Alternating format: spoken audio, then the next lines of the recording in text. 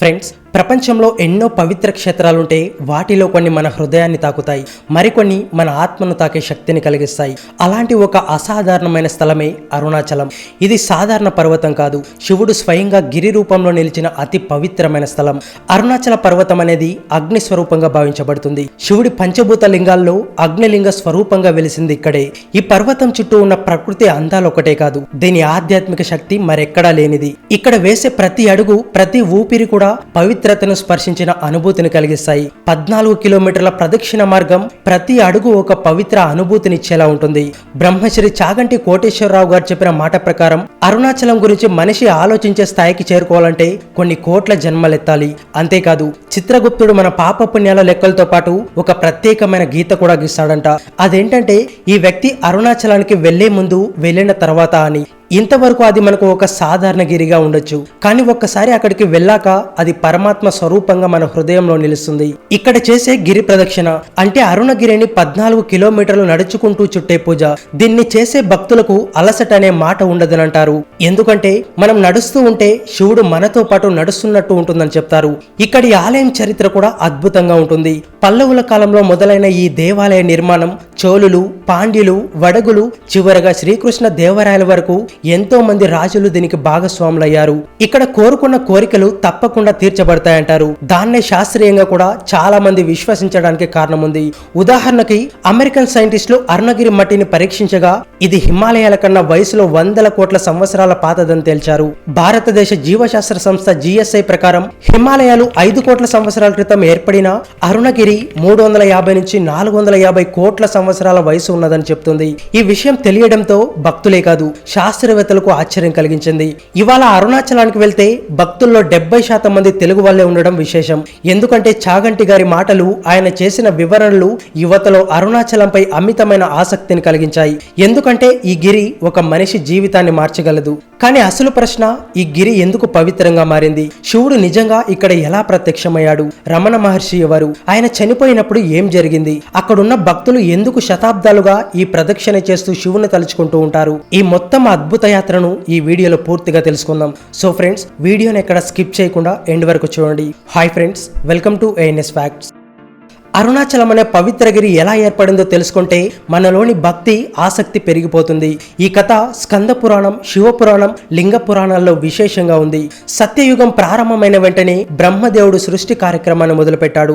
జీవులను సృష్టించడంలో మునిగిపోయిన బ్రహ్మకు వ్యతిరేకంగా విష్ణువు ఈ ప్రపంచాన్ని శాంతిగా కొనసాగిస్తూ ధర్మం మరియు అధర్మం మధ్య సమతుల్యతను స్థిరంగా ఉంచుతున్నాడు. ఒకరోజు బ్రహ్మ మరియు విష్ణు మధ్య మనిద్దరిలో ఎవరు గొప్ప అనే గొడవ మొదలైంది. బ్రహ్మ, నేనే సృష్టికర్త కాబట్టి నేనే గొప్పవాడిని అంటాడు. అయితే విష్ణువు, సృష్టిని కొనసాగించేది నేనే కాబట్టి నేనే శ్రేష్ఠుడని అంటాడు. ఈ సమయంలో ఈ గొడవను పరిష్కరించేందుకు శివుడు స్వయంగా అగ్నిలింగ రూపంలో ప్రత్యక్షమయ్యాడు. ఆ అగ్నిలింగం ఆకాశాన్ని తాకుతూ భూమిని దాటి దిగిపోయేంత శక్తివంతంగా వెలిసింది. శివుడు ఈ ఇద్దరికి ఒక పరీక్ష పెట్టాడు. ఈ అగ్నిలింగానికి ఆరంభం లేదా ముగింపు ఎక్కడ ఉందో కనుగొన్న వారే నిజంగా గొప్పవాడని చెప్తారు. దీంతో బ్రహ్మ హంస రూపంలో పైకి వెళ్లి అగ్నిలింగ ప్రారంభాన్ని కనుగొనాలని బయలుదేరాడు. విష్ణువు వరాహ రూపంలో లింగం చివరి చూడాలనే ఉద్దేశంతో భూమి లోతుల్లోకి తవ్వుకుంటూ వెళ్లాడు. బ్రహ్మ ఎంత పైకి వెళ్లినా అగ్నిలింగం మొదలు కనిపించలేదు. విష్ణువు ఎంత లోతుగా వెళ్లినా అంతం దొరకలేదు. చివరికి విష్ణువు ఈ లింగానికి ప్రారంభం లేదు, అంతం లేదు, ఇదంతా పరమాత్మ స్వరూపమే అని అంగీకరించాడు. విష్ణుమూర్తి నిజాన్ని ఒప్పుకుంటాడు. కానీ బ్రహ్మదేవుడు మాత్రం శివుడి ఆ అగ్నిలింగాన్ని ఎక్కడ మొదలవుతుందో చూడాలని అలాగే ప్రయత్నిస్తూ అంతరిక్షంలోకి ఎగురుతూ వెళ్తున్నాడు. అదే సమయంలో ఒకసారి ఒక కేతిక పుష్పం అంటే మొగలి పువ్వు పైనుంచి కిందికి పడుతూ కనబడుతుంది. ఆ పువ్వును చూసిన బ్రహ్మదేవుడు ఆశ్చర్యంతో ఆ పువ్వుతో నువ్వు ఎక్కడి నుంచి వస్తున్నావు అని అడుగుతాడు. దానికి ఆ పుష్పం, నేను శివుని తలపై ఉండే అగ్నిలింగం నుండి పడుతున్నాను. కొన్ని 100 కోట్ల సంవత్సరాలుగా నేను ఇలానే కింద పడుతూనే ఉన్నాను, అయినా నేను ఇంకా నేలను తాకలేదని సమాధానం చెబుతుంది. ఈ మాటలు విన్న బ్రహ్మదేవుడికి స్పష్టమవుతుంది ఈ లింగం అంతులేనిదని.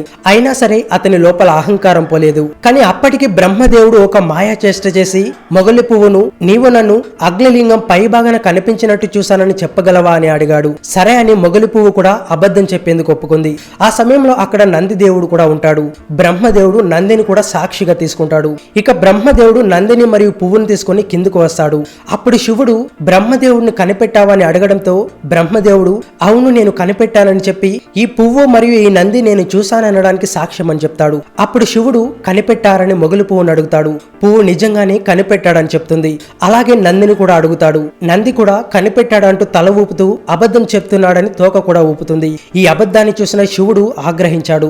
ఆ కోపంతో శివుడు బ్రహ్మకి నీవు అబద్ధం చెప్పావు కాబట్టి భూమి మీద నీకు ఎవరు పూజలు చేయరాదని శపిస్తాడు.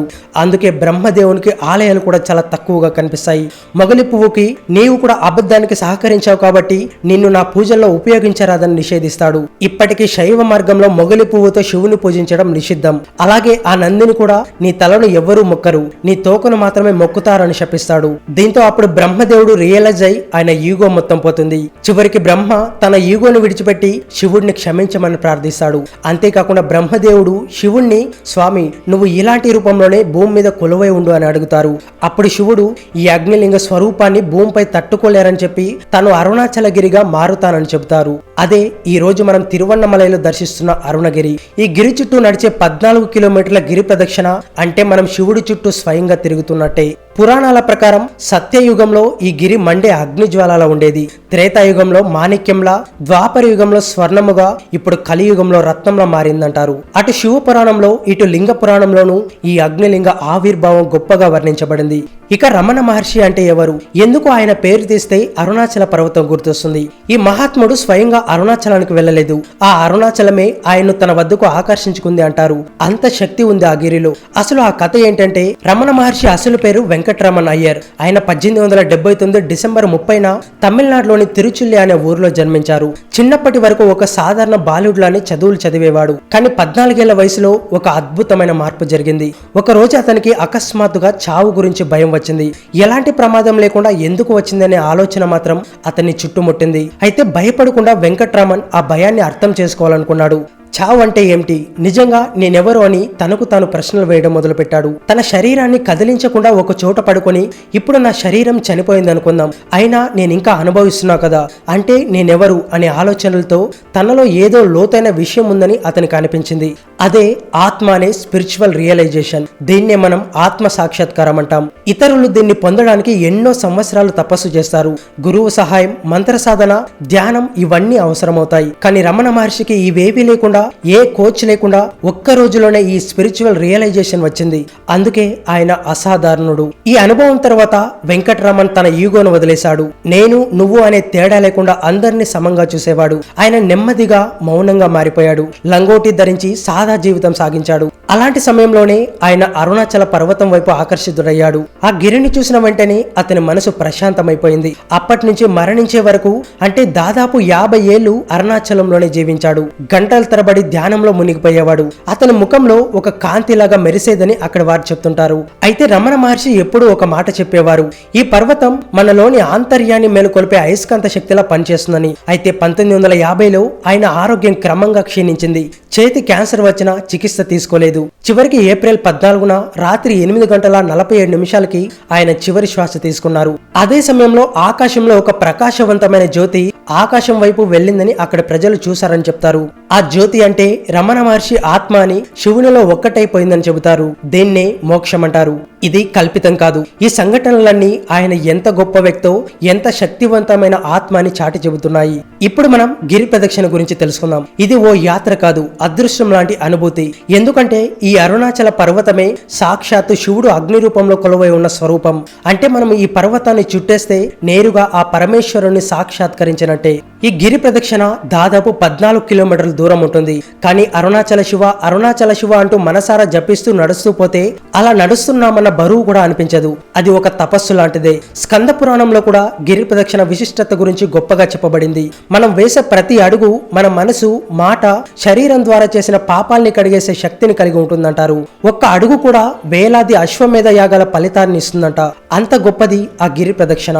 జీవితంలో ఎన్నో పుణ్యకారాలు చేసిన వాడికే అలాంటి పవిత్ర ప్రదేశాన్ని సందర్శించే అదృష్టం కలుగుతుంది. మన పూర్వజన్మల పుణ్యం వల్లే శివుని శక్తి అంతటిని గర్భించిన అరుణాచలాన్ని తాకే అవకాశం కలుగుతుంది. ఇది ఒక సాధారణ యాత్ర కాదు గాని శివుని సాక్షాత్కారాన్ని తాకే పర్వదినం లాంటిది. అలాంటి ప్రదేశాన్ని మన కళ్ళతో చూసి మన పాదాలతో తాకగలగడం అనేది మన జీవితంలో ఒక గొప్ప విజయంలా భావించాలి. అందుకే గిరి ప్రదక్షిణ చేయడానికి ముందు, దాని తర్వాత కూడా మన మాటల్లో గాని, మన మనసుల్లో గాని, మన పనుల్లో గాని ఏ తప్పు చేయకుండా జాగ్రత్త పడాలని చెబుతారు. మన లోపల ఉండే అహంకారాన్ని, కోపాన్ని తగ్గించుకోవాలంటారు. అప్పుడు మనం గిరి ప్రదక్షిణ ద్వారా ఆశించిన ఫలితం ఖచ్చితంగా లభిస్తుందని అంటారు. ఇప్పుడు గిరి ప్రదక్షిణ గురించి అరుణాచల పురాణంలో ఏం చెప్పబడిందో తెలుసుకుందాం. ఈ అరుణాచల పర్వతంపై ఉన్న ప్రతి రాయి, ప్రతి గట్టు లింగ స్వరూపమే అని చెబుతారు. అంటే ఈ పర్వతాన్ని చుట్టడం అంటే ప్రపంచాన్ని చుట్టినంత పవిత్రత కలిగిన కార్యం చేసినట్టే. ఎందుకంటే ఈ పర్వతం ఏ భాగంలో అడుగుపెట్టినా అక్కడ శివుని ఉనికిని అనుభవించవచ్చు. మనం అక్కడ నడిచే ప్రతి అడుగు ఈ జీవితం నుండి మోక్షానికి తీసుకెళ్లే సాధనంగా పరిగణించబడుతుంది. ఈ 14 కిలోమీటర్ల గిరి ప్రదక్షిణ మార్గంలో 8 అష్టలింగాలుంటాయి. ఇవి 8 దిక్కులను సూచిస్తూ ప్రత్యేక శక్తులను ప్రతినిత్యం చేస్తాయి. గిరి ప్రదక్షిణ చేసే భక్తులు ఈ 8 లింగాలను దర్శించుకుంటూ ముందుకు సాగుతారు. ఒక్కో లింగం దగ్గర ఆగి ధ్యానం చేసి ప్రార్థన చేసి ముందుకు వెళ్లడం అది ఒక భక్తి యాత్ర మాత్రమే కాదు. అది మన చిత్తాన్ని, మన మనసును ఆధ్యాత్మికంగా మారుస్తూ నడిపించే ఒక ప్రయాణం. ఇలా నడిచే మార్గంలో మనకెన్నో అద్భుతాలు ఎదురవుతాయి. ఒక్కసారి ఆ మార్గంలో పాదయాత్ర ప్రారంభిస్తే మనకు బరువు తగ్గినట్లుంటుంది, మన హృదయం తేలిక పడినట్లుంటుంది. చుట్టూ భక్తుల పారాయణం, హరహర శంభో అంటూ మారుమోగుతున్న నాదం మన అంతరాత్మను ఆలింగనం చేసుకుంటుంది. గిరి ప్రదక్షిణ అనేది ఇప్పట్లో వచ్చిన సాంప్రదాయం కాదు. సత్యయుగం నుంచి త్రేతాయుగం, ద్వాపర యుగం వరకు దేవతలు, ఋషులు, మహర్షులు కూడా ఈ అరుణాచలగిరి చుట్టూ ప్రదక్షిణ చేస్తూ వచ్చారు. ఇది ఒక పరమ పవిత్ర సాధనంగా భావించబడుతుంది. అందుకే మనం కూడా గిరి ప్రదక్షిణ చేయాలంటే చెప్పులు లేకుండా నడవాలి. ఎందుకంటే ఆ కొండ మీద తాకే ప్రతి అడుగు శివుని ఆశీర్వాదమే. చివరిగా చెప్పాలంటే ఈ ప్రదక్షిణ మనకు మోక్షాన్ని ప్రసాదిస్తుందని పురాణాలు అంటున్నాయి. ఫ్రెండ్స్, ఈ అరుణాచల కొండలో నిజంగా ఆ శివుడే ఉన్నాడని మీరు అనుకుంటే హరహర మహాదేవ్ అని కామెంట్ చేయండి. ఈ వీడియో నచ్చితే ఒక్క లైక్ చేసి ఛానల్ను సబ్స్క్రైబ్ చేసుకోండి. Thank you for watching this video.